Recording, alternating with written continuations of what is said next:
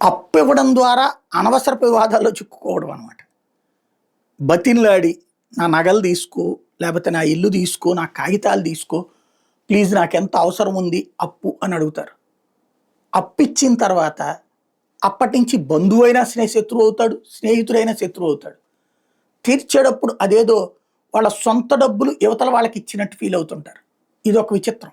నిజాయితీగా ఇచ్చేవాళ్ళు 10%, 90% మంది ఇట్లాంటిది లిటిగేషన్ లేదా ఒక అదేదో అవతల వాళ్ళకి దానం చేస్తున్నట్టు ఫీల్ అయ్యేటటువంటి పరిస్థితి ఈ మధ్య కాలంలో బాగా పెరుగుతుంది సొసైటీలో. ఏదో ఒక లిటిగేషన్స్ క్రియేట్ అయ్యేటటువంటి పరిస్థితి.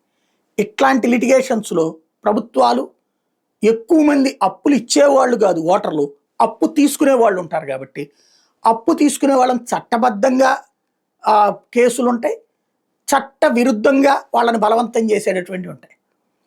అట్లాంటిదే ఒకప్పుడు కాల్మనీ కేసు లాంటివి. ఇప్పుడు తమిళనాడు ప్రభుత్వం ఒక 5 సంవత్సరాల పాటు జైలు శిక్షట. ఎవరైనా సరే అప్పు చేసిన తర్వాత తీర్చమని ఒత్తిడి తెస్తే అట్లాంటి వాళ్ళకి జైలు శిక్షట. అప్పు తీర్చమని ఒత్తిడి చేస్తే అంటే అప్పు ఇచ్చేయి, వాళ్ళు ఇస్తే తీసుకో జాలి తెలిసి, ఇవ్వకపోతే ఏ చర్యలు తీసుకోక, ఒత్తిడి చేస్తే వాళ్ళు ఒత్తిడి చేశారని కేసు పెట్టగానే వీళ్ళని అరెస్ట్ చేసేస్తారు అప్పిచ్చిన వాళ్ళు. ఇంకెవడన్నా అప్పిస్తాడా? ఏ బ్యాంక్ కూడా అప్పిచ్చేందుకు సిద్ధపడతాడా? ఏ ప్రైవేట్ సంస్థ అప్పియడానికి సిద్ధపడుతుందా? ఆ స్థితికి తీసుకొచ్చారు ఎలక్షన్లలో ఓట్ల కోసం, త్వరలో జరిగేటటువంటి అంశం కోసం.